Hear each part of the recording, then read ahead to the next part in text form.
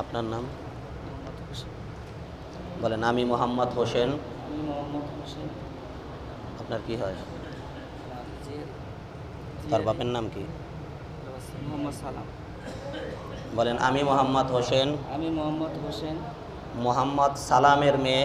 মোহাম্মদ সালামের মেয়ে নাম কি বলেন? ইয়াসমিন।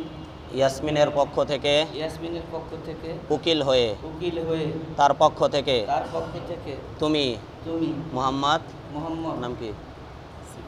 মোহাম্মদ সিফাত মোহাম্মদ সিফাত তোমার কাছে তোমার কাছে বিবাহের প্রস্তাব করিলাম। বিবাহের প্রস্তাব করিলাম। হ্যাঁ?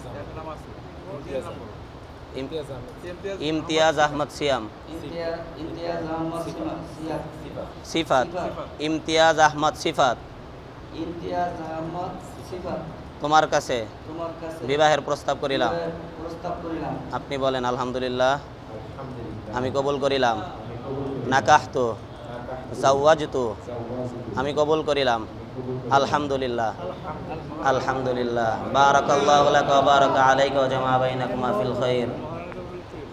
দেনমোহর কত?